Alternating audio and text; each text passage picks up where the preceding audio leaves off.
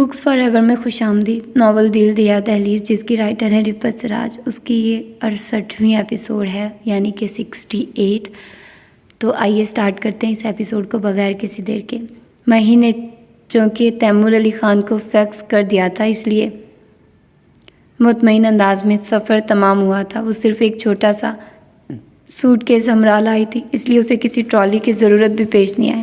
وہ suit case اٹھا کر باہر آ گئی تھی۔ دروازے سے باہر نکلتے اس نے متجسس نظریں ریلنگ تھامے ہوئے منتظر لوگوں پر دوڑائی تو عین سامنے تیمور علی خان کو پایا۔ دل میں عجیب سا سکون در آیا۔ وہ قریب آئی تو تیمور علی خان کا سلام آیا۔ وہ مسکرا دی۔ کیسی ہیں آپ؟ تیمور علی خان نے سوٹ کیس اس کے ہاتھ سے لے لیا۔ ٹھیک ہوں، بہت خوش ہوں۔ اس نے تیمور علی خان کے سراپے پر نظر دوڑاتے ہوئے جواب دیا۔ سیاہ شلوار قمیض، ہاف وائٹ ویسٹ کوٹ، سیاہ چمکدار پشواری چپل، آنکھوں پر سیاہ گلاسز، گھنی سیاہ مونچھیں۔ وہ ایک قبائلی سردار کی تصویر نظر آ رہے تھے۔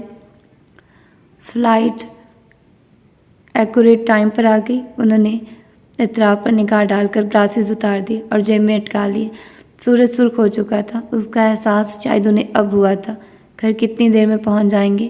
مہی نے ریسٹ واچ دیکھتے ہوئے پوچھا اور ان کے پیچھے پیچھے چل پڑی۔ وہ پارکنگ لاٹ کی طرف بڑھ رہے تھے۔ شاندار لینڈ کروزر کا پچھلا دروازہ کھول کر سوٹ کیس پچھلی سیٹ پر رکھ دیا اور اگلا دروازہ کھول کر مہین کو اشارے سے بیٹھنے کے لیے کہا۔ بس سمجھے، گھر پہنچ گئے۔ وہ ڈرائیونگ سیٹ سنبھالتے ہوئے گویا ہوئے۔ کوئی مسئلہ تو نہیں ہے نا؟ مہین نے جانے کس خیال کے تحت پوچھا۔ Don't care. وہ گاڑی سٹارٹ کر کے بڑی مشاقی سے گاڑیوں کے ہجوم میں سے باہر نکال رہے تھے۔ انہیں پتہ ہے میری آمد کا؟ مہین نے جھجکتے ہوئے پوچھا۔ نہیں، ہم نے جان بوجھ کر نہیں بتایا۔ کچھ دیر خاموشی چھائی رہی۔ بابا صاحب سے ملاقات ہو گئی؟ بالآخر مہین نے پہل کی۔ جی، بڑا مختصر جواب آیا۔ مختصر ترین جواب اس وقت بہت پزل کرتا ہے جب کوئی تفصیلی بات کرنے کے موڈ میں ہوتا ہے۔ تب یوں محسوس ہوتا ہے گویا دوسرا فریق گفتگو کرنے سے باز رکھنا چاہتا ہے۔ کچھ دیر کے لیے وہ خاموش ہو گئی کہ شاید وہ خود ہی کچھ بات کریں۔ پھر کچھ طے ہوا، اس سے رہا نہ گیا، پھر سوال کر بیٹھی۔ نیپولین کو واٹرلو میں شکست ضرور ہوئی تھی، مگر ایک فاتح کی حیثیت سے اس کا نام آج تک نہیں دھندلایا۔ ہمیں اس کا ایک جملہ ہمیشہ سے بہت اٹریکٹ کرتا ہے کہ جسے ہارنے کا ڈر ہے وہ ضرور ہارے گا۔ کیونکہ ہمیں ہارنے کا ڈر نہیں ہے، اس لیے ہمیں کوئی اور ڈر بھی نہیں ہے۔ ابھی کچھ پروسیس نہیں ہوا ہے، مگر سب کچھ اوپن ہو گیا ہے۔ یہ بھی بہت ہے، مگر آپ کے لیے بہت مشکل وقت ہوگا جب بابا صاحب سے بات کر رہے ہوں گے۔ مہی نے ان کے خاموش ہوتے ہی پھر سوال کیا۔ اب تو کوئی مشکل نہیں رہی۔ تیمور علی خان کے لبوں پر ایک معنی خیز مسکراہٹ کھلنے لگی۔ بہت ناراض ہو رہے ہوں گے بابا صاحب؟ مہین کا اپنا دل تیز تیز دھڑکنے لگا۔ بہت ناحلف ہیں ان کے بیٹے، یعنی ہم سب بہت تھک گئے ہیں بابا صاحب۔ تیمور علی خان کی اپنی آواز میں بھی شکستگی در آئی۔ روشی چلی گئی ہری پور؟ ماں اسے دھیان آیا۔ جی، چلتے چلتے یہ خبر بھی سنیے کہ روشی کے والد صاحب کی پوسٹنگ ہو رہی ہے ایز اے کمشنر۔ مہین نے چونک کر ان کی سم دیکھا۔ مجھ سے تو انہوں نے اس قسم کی کوئی بات نہیں کی۔ کس شہر میں؟ اسلام آباد۔ اچھا۔ اسے عجیب عجیب سے وسوسے آنے لگے۔ وہ گمسم سی ہو گئی۔ غالباً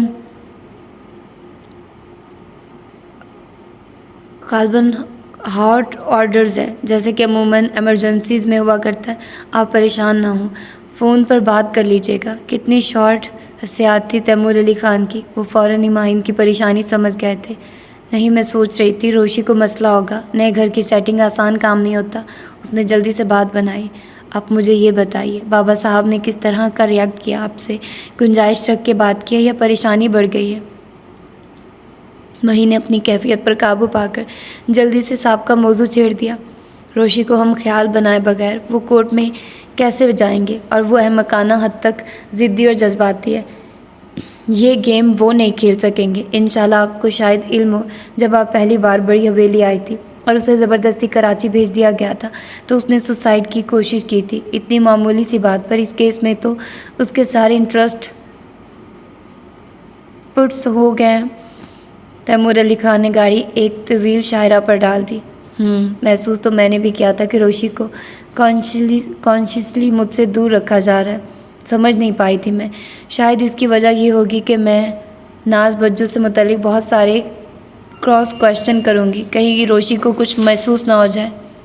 کہیں روشنی کو کچھ محسوس نہ ہو جائے، یعنی میں تو گھر واپس چلی جاؤں اور وہ حویلی والوں کی جان عذاب میں کر دے۔ اگر ایسے ہی خدشات تھے تو یاور علی خان نے مجھے عمر بھر کے لیے اپنے گھر لانے کی کوشش کیوں کی؟ اس طرح تو سب کچھ اوپن ہونے کا خطرہ زیادہ تھا۔ ماہین الجھی، جب مرد نکاح کی عوض عورت پر اختیار حاصل کر لیتا تو پھر سارے خطرے عورت کے لیے رہ جاتے ہیں۔ ان کے خطرات کی حد وہاں تک تھی جب تک آپ ان کی دسترس سے دور تھی۔ اب کر لیں جو کچھ کرنا ہے۔ تیمور علی خان بے ساختگی سے دھیمے انداز میں ہنس دیے۔ ماہین کے لبوں پر بھی خفت آمیز مسکراہٹ نمودار ہوئی۔ اتنا تو خیر میں اندازہ کر سکتی ہوں کہ وہ یاور علی خان کی بیٹی ہے، مگر میں تو بابا صاحب کی طرف سے کی جانے والی کسی مزاحمت کی بات کر رہی تھی۔ وہ ہمارے کسی بھی کیس میں نہیں ہوئے۔ پتہ نہیں ہماری لک ہے یا واقعی وہ ہم سے بہت بلکہ سب سے زیادہ محبت کرتے ہیں۔ انہوں نے صرف ایک بار ہم پر جبر کیا اور پھر اس کے بعد تو انہوں نے مدتوں ہم سے نگاہ نہیں ملائی۔ ہم جانتے ہیں کہ وہ بہت مجبور تھے، مگر شاید انہوں نے ابھی تک خود کو معاف نہیں کیا۔ آپ بالکل پریشان نہ ہوں، ہم کس لیے ہیں؟ ماہین کو ان کے اس جملے سے اتنی تقویت محسوس ہوئی کہ باہر کے نظاروں کی خوبصورتی دھیان میں آنے لگی۔ باہر ٹرک کھڑے تھے، سامان لادا جا رہا تھا۔ روشی تھک کے چور ہو چکی تھی۔ ملازم سے چائے کا کہہ کر وہ لاؤنج میں آ بیٹھی۔ اس درجہ بوریت تھی کہ مر جانے کو جی چاہتا تھا۔ یاور علی خان اسے صبح سے نظر نہیں آئے تھے۔ ملازموں ہی سے اسے پوسٹنگ اور پیکنگ کی اطلاع ملی تھی۔ اسے ہر قدم پر ماہین یاد آ رہی تھی۔ خالہ ہوتی تو وہ آرام سے پڑی سوتی رہتی۔ انہیں تو یوں بھی گھر کی مصروفیات بہت اچھی لگتی ہے۔ ملازم کی لائی ہوئی مرچیں تک انہیں پسند نہیں آتی۔ چادر اوڑھ کر خود کریانہ اسٹور جا پہنچتی ہیں۔ وہ تو بہت خوش ہوتی ہے اس اٹھاک پٹاک سے۔ ابھی جانا رہ گیا تھا کراچی۔ میں تو کچھ نہیں کروں گی، اسلام آباد جا کر بندھا پڑے رہے گا سامان، خود کریں گے آ کر۔ وہ کوفت بھرے انداز میں پاؤں کرسی پر رکھے بیٹھی تھی۔ آتے جاتے کسی ملازم نے کسی وجہ سے اسے مخاطب کرنے کی کوشش کی تو اس نے جھلا کر ہاتھ اڑلا دیا۔ پپا سے بولو جو بولنا ہے۔ پھر کسی نے اس سے کلام کرنے کی جرت ہی نہیں کی۔ ملازم چائے کے ساتھ یاور علی خان کا پیغام بھی لایا تھا کہ اپنے بیڈ روم میں بلا رہے ہیں۔ پیغام سن کر اس کا دل تو دھڑکا تھا، مگر بظاہر خشک انداز میں بولی، کہہ دینا چائے پی کر آتی ہوں۔ جتنی دیر چائے پیتی رہی دھڑ بند ہوتی رہی۔ یہ کہیں گے تو وہ کہوں گی، وہ کہیں گے تو یہ کہوں گی۔ خالہ آپ نے اچھا نہیں کیا، ایسے موسم میں اکیلا چھوڑ گئی ہیں۔ 15-20 منٹ بعد جب اس نے بیڈ روم کا دروازہ تھپتھپایا تو ہتھیلیوں میں پسینہ اتر آیا تھا۔ یس، اجازت ملتے ہی وہ اندر داخل ہو گئی۔ مخصوص قسم کی خوشبو نے اس کا خیر مقدم کیا۔ جی پپا، آپ نے بلایا؟ اس نے بند اے سی کی جانب دیکھا۔ یوں محسوس ہوا گویا مئی کے دن آ گئے ہوں۔ کوئی زیادہ لمبی چوڑی بات نہیں ہے، یہ کچھ پیپرز ہیں، ان پر سائن کرنا ہے۔ وہ میز کے نزدیک جا کھڑے ہوئے جہاں ایک فائل رکھی تھی۔ کس چیز کے پیپرز ہیں؟ اس نے گھبرا کر ان کی سم دیکھا۔ بلیک پینٹ اور ہاف وائٹ شرٹ اور بلیک ٹائی، جس میں لگی قیمتی ٹائپنگ کی جگمگاہٹ کا عکس ان کے چہرے تک پہنچ رہا تھا کہ ساتھ وہ نہایت معتدل، متوازن، مہذب اور اسمارٹ نظر آ رہے تھے، مگر روشی کو محض ایک بے شناخت سائے کی طرح محسوس ہوئے۔ پڑھ سکتی ہو؟ وہ ایک طرف ہو گئے، گویا اسے قریب ہونے کا اندیہ دیا۔ وہ بھی بے اختیار ٹیبل کے پاس آ گئی۔ بڑی بےتابی اور خوف کی کیفیت میں اس نے فائل کھولی۔ یاور علی خان اپنے ریوالونگ چیئر پر بیٹھ چکے تھے۔ روشی نے فائل کھولی اور یوں بدک کر پیچھے ہٹی گویا بچھو نے ڈنک مارا۔ میں اس پر سائن نہیں کر سکتی پپا۔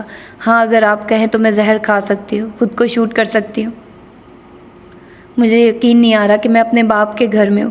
ایسا لگ رہا ہے کہ اسٹیٹ اس پیوٹ میں مجھے کڈنیپ کیا گیا اور گن پوائنٹ پر اپنے مطالبات تسلیم کرائے جا رہے ہیں۔ نہ بڑی بی بی جان ہے یہاں جو ایک بار مجھے ڈانٹتی ہیں تو بعد میں 10 بار میری پیشانی پر کس کرتی ہیں۔ نہ جواد بھائی ہیں جن سے میں لڑ بھی لیتی ہوں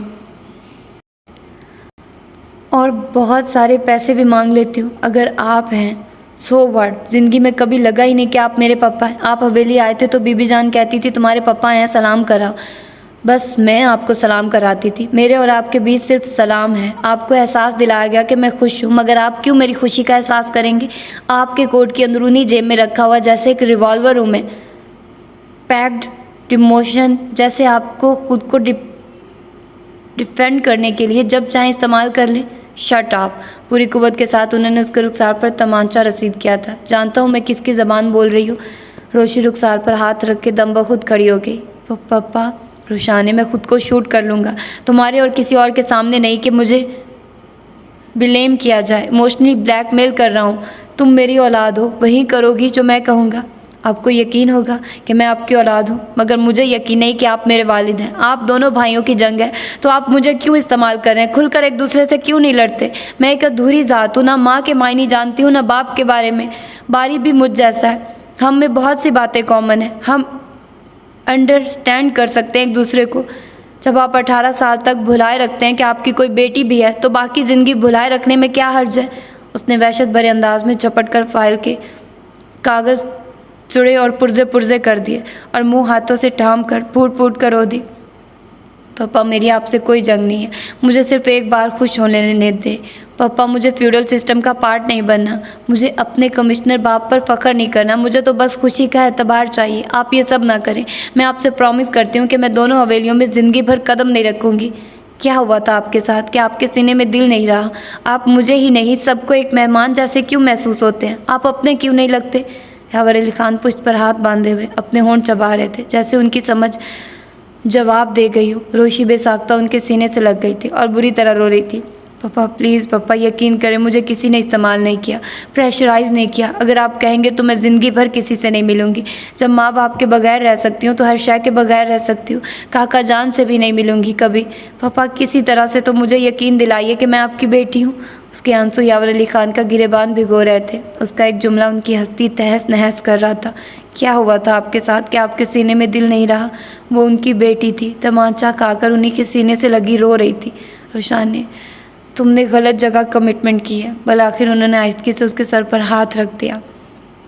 ان کی آنکھوں کی سرخی گہری ہونے لگی۔ ٹھیک ہے، لیکن آج کے بعد نہ تم بڑی حویلی جاؤ گی نہ چھوٹی حویلی۔ وہ یہیں آئے گا، ہمارے ساتھ رہے گا، اور جب تمہارے شایان شان ریزیڈنسی کا بندوبست کرنے میں کامیاب ہو جائے گا تو تمہیں اس کے ساتھ جانے کی اجازت ہوگی، لیکن دونوں حویلیوں سے رابطہ وہ بھی نہیں رکھے گا۔ اسے میری بیٹی کی وجہ سے اونچی مسند ملی ہے، اسے صرف مجھ سے تعلق رکھنا ہوگا۔ اگر اس کے قبیلے والے اس کی سرداری کا حق تسلیم کریں اور سردار بنانا چاہیں تو تمہیں میرا گھر چھوڑنے کی اجازت ہوگی۔ تم اس کے ساتھ اس کے قبیلے جا سکتی ہو، مگر دریا بستی یا سرائے نہیں۔ جانے کون کون سی مصلحتیں انہیں کس کس پیش بندی پر مجبور کر رہی تھی۔ روشی ایک دم ان سے دور ہٹ کر بے یقینی سے دیکھنے لگی، جیسے سماعت کا دھوکہ ہوا ہو۔ وہ کچھ کہہ رہے ہوں، وہ کچھ اور سمجھ رہی ہو۔ میرا خیال ہے مجھے کبھی اپنی بات دہرانے کی ضرورت پیش نہیں آئے گی۔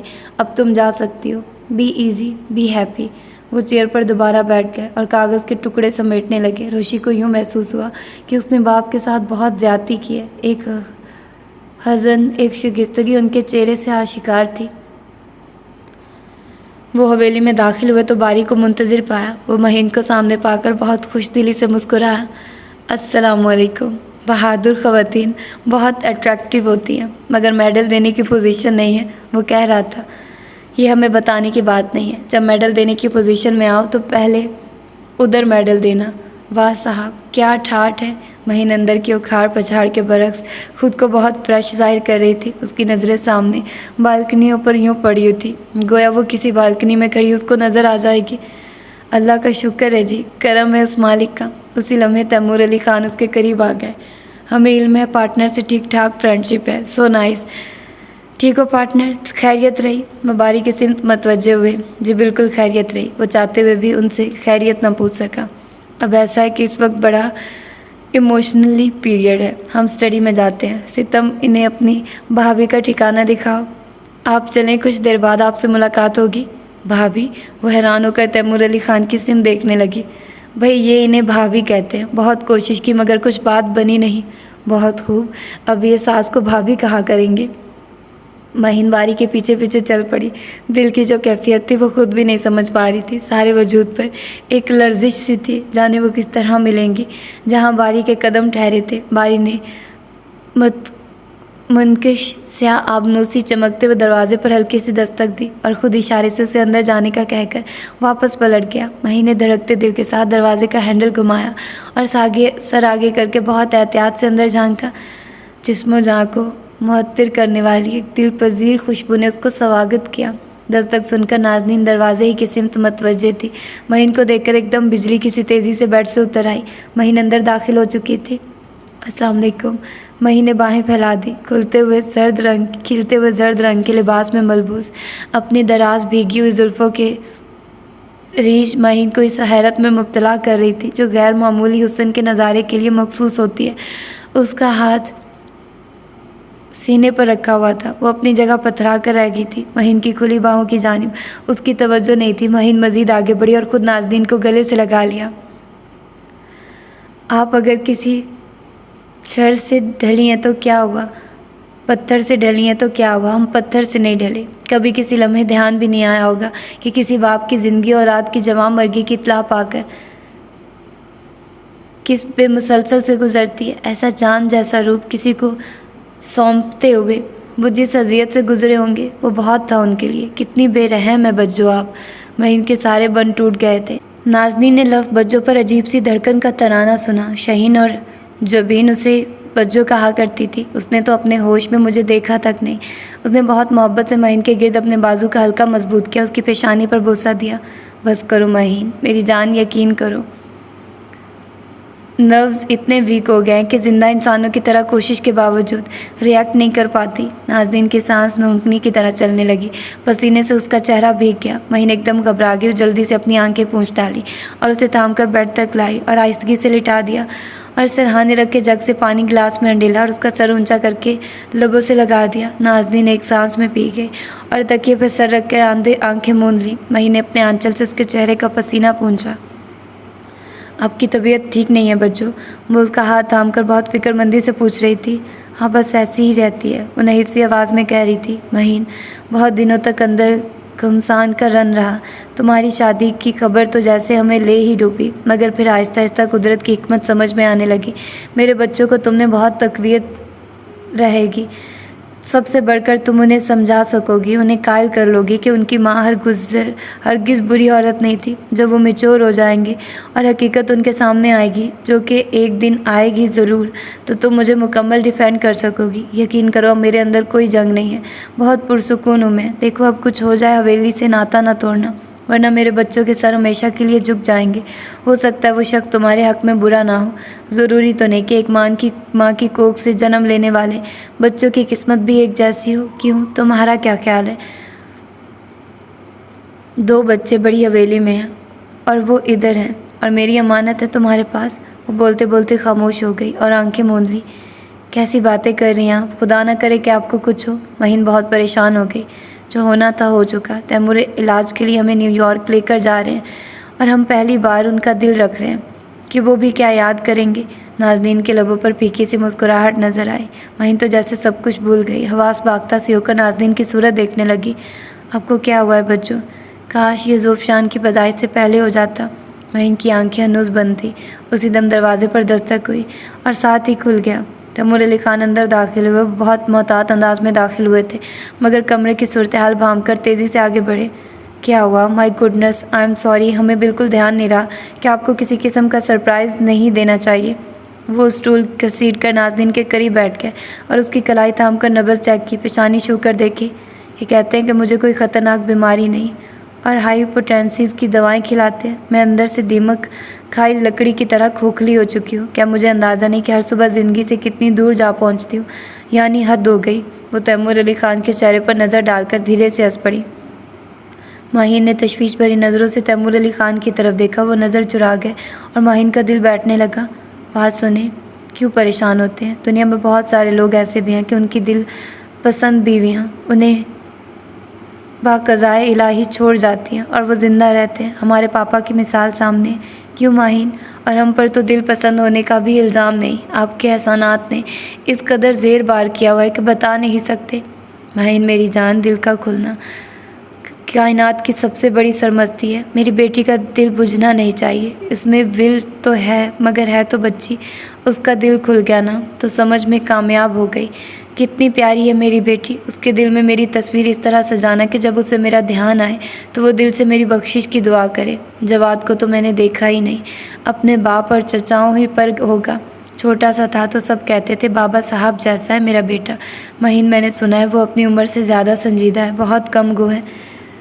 जवानी वो है जो पूरी बहादुर देखे कभी सरनगू ना हो। पारसा माँ का जवान बेटा तो असल में जवान होता है। उसे बता देना, अल्लाह की कसम मैं बेगुनाह हूँ। नाज़नीन तड़प तड़प कर रोने लगी। My God! तैमूर अली खान बुरी तरह से परेशान हो गए। सुनो, इस तरह से ना करो। आपको तैमूर खाना पर रहम नहीं आता? बच्चों, महीन की आवाज़ पथरा गई। अरे हमारा बस चले तो चौक पर इनका मुजस्समा नस्ब करा दें, बहुत दुख दिए हैं इन्हें हमने। वो अपने आंसू पूंछने लगी। आप इन्हें संभालिए, हम डॉक्टर को फ़ोन करते हैं। तैमूर अली खान फ़ोन की तरफ बढ़े तो फ़ोन की बेल बज उठी।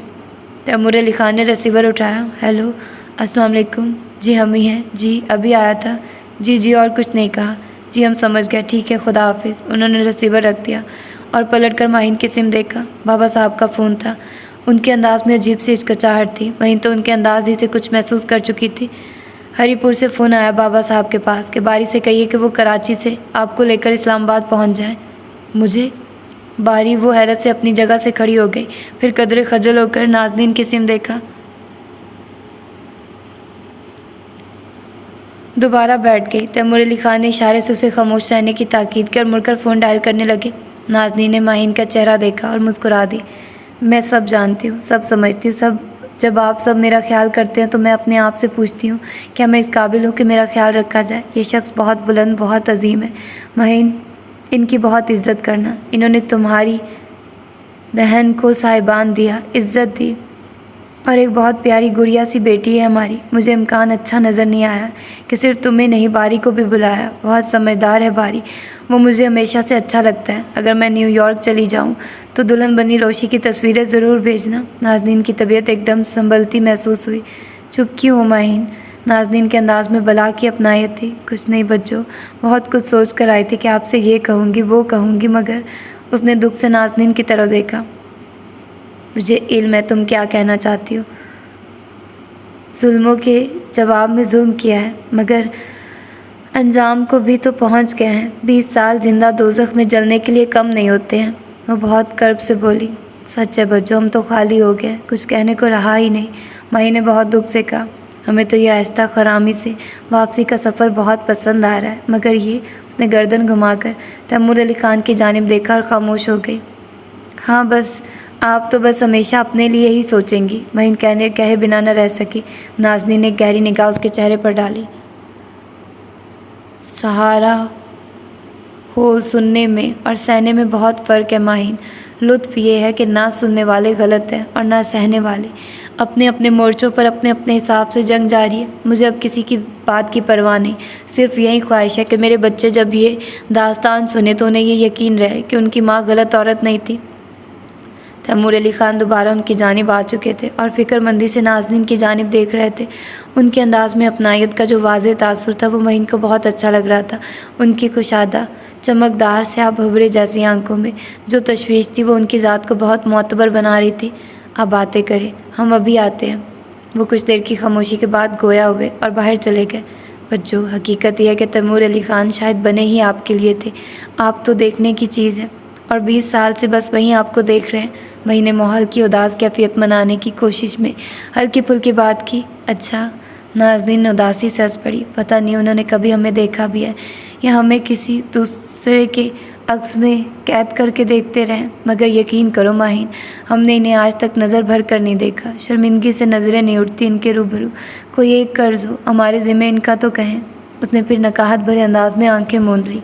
माहिन, रोशी के पापा को अभी भेद नहीं देना कि तुम सब अहवाल से वाकिफ़ हो चुकी हो। कहीं वो जो अजाला जवाज़ का सिलसिला शुरू ना करें और कुछ हो ना जाए। मुझे तुम्हारी मौजूदगी का यकीन चाहिए। तुम मुझे खुद गर्ज कह सकती हो। मुझे हर कीमत पर तुम्हारी मौजूदगी चाहिए, अपने लिए भी, अपने बच्चों के लिए भी। हालांकि गलत हुआ था मगर अब सही हो गया।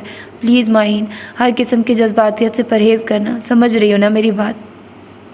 जी बच्चों, बस अब तो वेलफेयरशिप का टोकन है हमारे पास। फ़िलहाल तो ज़िंदगी का मकसद यही है। वो उदासी से मुस्कुराई। किसी मुतरबा क़याम से पहले वो शख्स बहुत अच्छा था। खुदा न ख्वास्ता तुम्हारी राह में कोई मुतरबा, कोई जैतून बानो नहीं है। तुम उसे अपने हक़ में अच्छा कर सकती हो। रास्ते ही में बददिल ना हो जाना। अल्लाह से दुआ है वो शख्स तुम्हें निहाल कर दे। नाज़नीन की आवाज़ भर आ गई। मई ने बेख्तियार उसके हाथ थाम लिए। उसका अपना दिल भर आया था। वो बारी के साथ वहीं से इस्लामाबाद रवाना हो गए। फ़ोन एड्रेस वगैरह ले लिया था। उन्हें अपनी आमद की इत्तला इसलिए नहीं दी थी कि अगर वो खुद लेने आ गए तो पता चल जाएगा कि वो पेशावर से आ रही है। फिर वजाहत وضاحت کا سلسلہ شروع ہو جائے گا۔ یوں بھی حواس پر عجیب سی تھکن طاری ہو رہی تھی۔ تیمور علی خان نے اسے بتایا تھا کہ نازنین معدے کے کینسر میں مبتلا ہے اور انتہائی سٹیج پر ہے۔ السر کی شکایت تھی جو بگڑ کر کینسر میں تبدیل ہو گئی ہے۔ بس اتنی ذرا سی دیر کی بات تھی۔ ہمارے اور ان کے بیچ کیا خواب سا رشتہ رہا ہے، یقین نہیں آتا۔ تصویروں میں جو دیکھا تھا وہ کچھ بھی نہیں تھا۔ کیسی حسین تصویر، کیسی سنگین تقدیر۔ اس نے باری کی سم دیکھا جو اپنی الجھن کو اخبار میں مدغم کرنے کی کوشش میں مصروف تھا۔ تم کب سے اس راز میں شریک ہو؟ اس نے باری کی سوالیہ نظروں کے جواب میں سوال کیا۔ شروع سے، پہلی مرتبہ بڑے خان کے ساتھ بھابھی سے ملنے سرائے آیا تھا، پھر جب تک اماں جی زندہ رہی ان کے ساتھ آ کر رہا کرتا تھا۔ اماں جی بھابھی سے بہت پیار کرتی تھی۔ وہ افسردگی سے کہہ رہا تھا، جب میں چھوٹا تھا تو بھابھی مجھ سے روشی اور جواد کی باتیں کیا کرتی تھی، کہتی تھی روشی کا خیال رکھا کرو۔ تم نے کہا ہوگا آپ فکر نہ کریں، میرا ہمیشہ کے لیے خیال رکھنے کا پروگرام ہے۔ میں نے برجستگی سے ٹکڑا لگایا۔ باری جھیم کر مسکرا دیا۔ تم اتنے چھوٹے تھے، بڑی حویلی میں باتیں پہنچا سکتے تھے، اتنا اعتبار کیسے کر لیا تمہارا ان سب نے؟ مہین کو حیرت ہوئی۔ جب بڑے خان مجھے پہلی بار سرائے لے کر گئے تو انہوں نے مجھ سے کہا تھا، باری تم اچھے ہو اس لیے ہمیں پسند ہو، ہم نے تمہارا کمرہ سجایا، تمہیں اپنے گھوڑے دے دیے، لیکن اگر تم نے بڑی حویلی کے بچوں کو سرائے کی کہانیاں سنائی تو ہم تم سے سب کچھ واپس لے لیں گے اور تمہیں ہاسٹل بھجوا دیں گے، وہاں گھوڑے نہیں ہوتے۔ پھر جیسے جیسے بڑا ہوتا گیا تو تنبیہ اور تاکید کے انداز بھی بدلتے گئے اور بات سمجھ میں آتی گئی تو تنبیہ و تاکید کی ضرورت ہی نہیں رہی۔ شاید آپ کو یقین نہ آئے، بڑے خان نے سب کچھ مجھے خود بتایا۔ ان کی آنکھوں میں آج تک کسی نے آنسو نہیں دیکھے، مگر میں نے ان کی بھیگی آنکھیں کہیں بار دیکھی۔ متربہ کے لیے انہوں نے مجھے مخصوص کیا تھا۔ اس سے پہلے ماما بلی اس کی دیکھ بھال کرتی تھی، حویلی میں اور کسی کو اس طرف جانے کی اجازت نہیں تھی۔ تم سے متربہ نے کبھی تمہارے باپ کے متعلق بات کی؟ ماہین نے اچانک پوچھ لیا۔ بھاری ایک دم خاموش ہو گیا اور اخبار رول کرنے لگا۔ آپ کو اندازہ ہے کہ یاور خانہ نے کس موڈ میں ہمیں اسلام آباد بلایا ہوگا؟ اس نے بہت خوبصورتی سے موضوع ہی بدل دیا۔ مہین نے گہری سانس کھینچی اور آنکھیں بند کر لی۔ ہمیں بھی چلاتے ہو باری، خیر مرضی ہے تمہاری۔ سوچ تو میں بھی رہی ہوں کہ مجھے تو جب چاہے کال کر سکتے ہیں، مگر ساتھ میں تمہیں طلب کیا ہے۔ اللہ خیر کرے۔ روشی بالکل اکیلی ہے، نہ جانے کیا مسئلہ ہے۔ تمہیں کوئی پریشانی تو نہیں ہے؟ ہو سکتا ہے وہ اپنی مرضی کا فیصلہ تم سے کرانا چاہیں، اس طرف بھی سوچا؟ مہین نے توجہ دلائی۔ جی سوچا ہے، لیکن جو طے ہے اسے تو کوئی بھی نہیں بدل سکتا۔ آپ میری طرف سے اطمینان رکھیے، اگر بات کسی طرح نہ بنی تو میں روشانے کو لے کر اپنے قبیلے میں واپس چلا جاؤں گا۔ وہ کنکھیوں سے مہین کی سم دیکھ کر بڑے شریر لہجے میں گویا ہوا۔ یعنی ہمارے سامنے ہماری لڑکی کو اڑانے کی بات؟ دو مصنوعی خفگی سے گویا ہوئی۔ باری ہنس دیا۔ جب فیس کرنا ہے تو پھر پہلے سے خود کو کیا الجھانا؟ وہ سنجیدہ ہو گیا۔ مہین گہری سوچ میں ڈوب گئی۔ توبہ خالہ، میں تو شل ہو گئی۔ صرف سامان کو دیکھ کر پتہ نہیں لوگ کس طرح اتنے بڑے بڑے گھر آنن فانن سیٹ کر لیتے ہیں۔ میں نے تو کہہ دیا تھا ملازموں سے، مجھے مفت میں پریشان کرنے کی ضرورت نہیں، گھر کی مالکن آئے گی تو انہی کا سر کھانا۔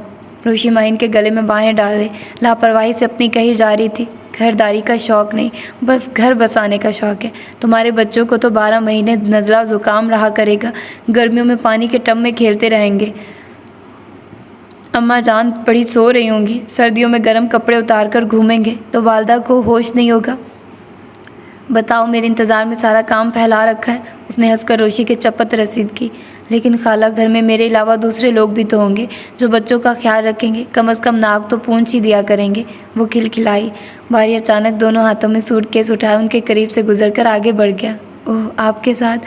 روشی بری طرح گڑبڑا کر مہین کی سم دیکھ رہی تھی۔ جی میرے ساتھ۔ مہین نے مسکراہٹ ضبط کی۔ چچا نے کہا تھا یا خود آپ؟ روشی کی حالت ہی بدلی ہوئی تھی، خوشی بھی تھی اور الجھن بھی۔ مجھے یقین ہے پپا نے بلایا ہے، فیصلہ ہو گیا ہے خالہ۔ روشی اسے لے کر لاؤنج کی طرف بڑھی۔ کیسا فیصلہ؟ مہین کچھ سمجھی نہیں۔ پپا نے کہا ہے باری ہمارے ساتھ رہے گا، نہ سرائے جائے گا نہ دریا بستی، اگر چاہے تو اپنے دادا کے پاس جا سکتا اپنا حق مانگنے۔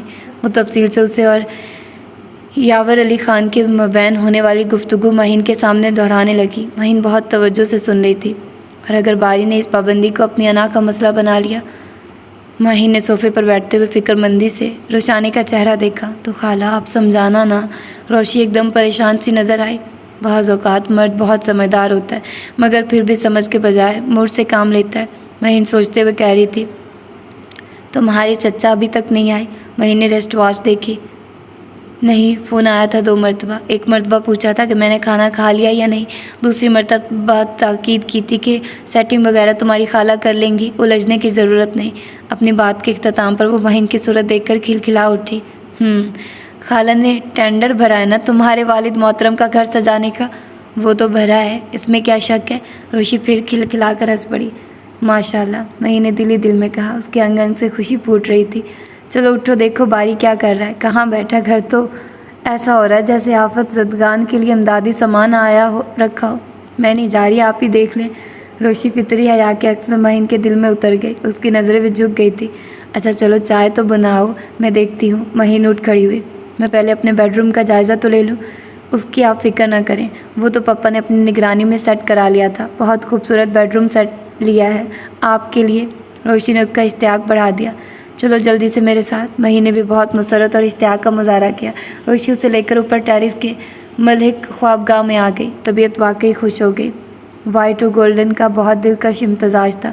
रोशी उसे कमरे में छोड़कर चाय की घर से फ़ौरन निकल गई थी।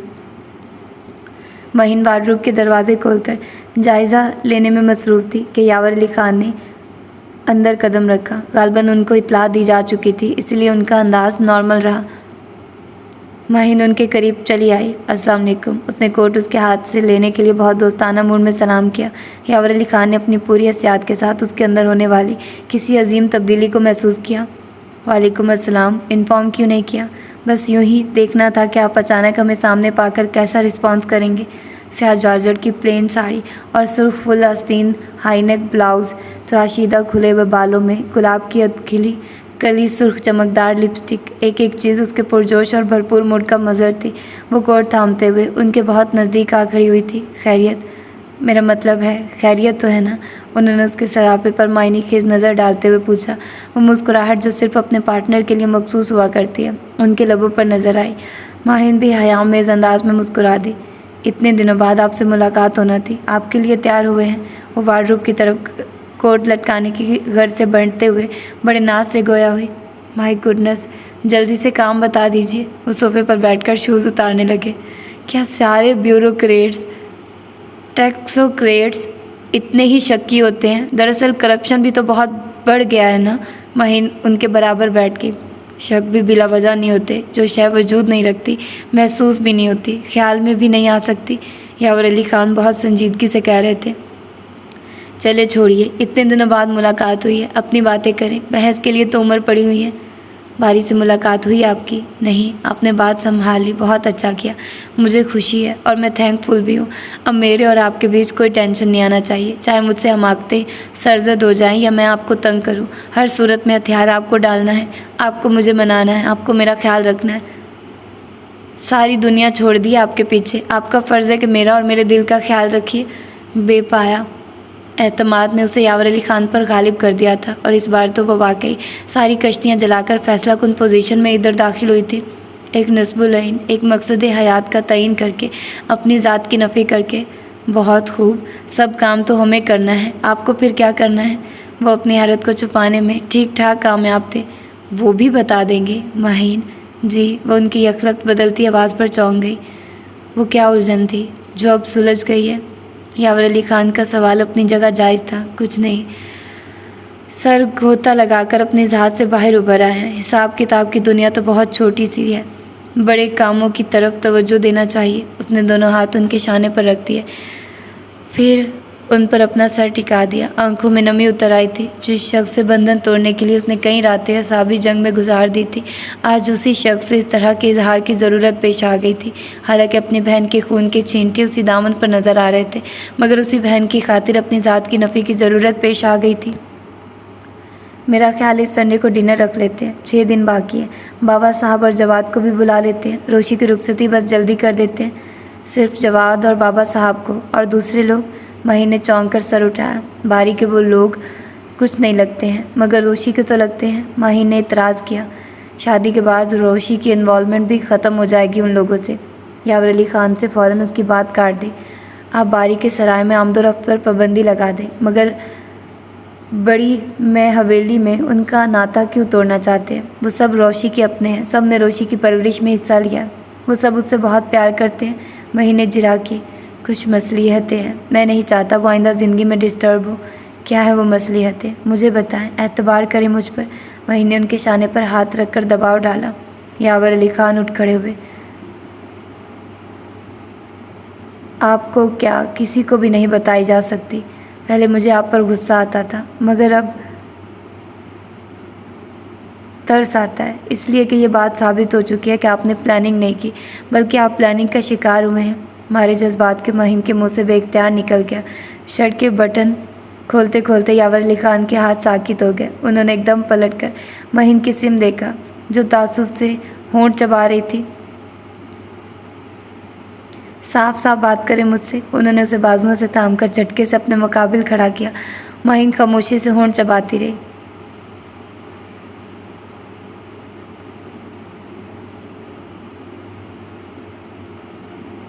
کیا کہہ رہا ہوں میں؟ مجھ سے کچھ نہ پوچھیے، بس اتنا بتا دیتی ہوں آپ کو کہ بہت مشکل ہے کہ وہ زندہ بچے۔ کچھ نہیں بچا ان میں۔ پھینک دیجیے سارے اندیشوں کی چادر اتار کر۔ یاور علی خان نے اس کے بازو چھوڑ دیے۔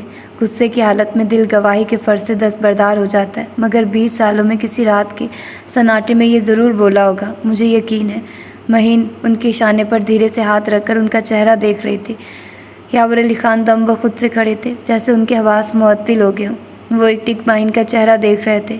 یہ فطرت ہے، اگر کہیں کچھ ہوتا ہے تو کبھی نہ کبھی سامنے ضرور آتا ہے، اس میں حیرت کیا؟ مہین نظریں جھکا کر کہہ رہی تھی۔ دونوں کے مابین ایک گہری اور بے معنی خاموشی چھا گئی۔ میں نے برا کیا تھا مہین، تو انہوں نے بہت برا کیا تھا۔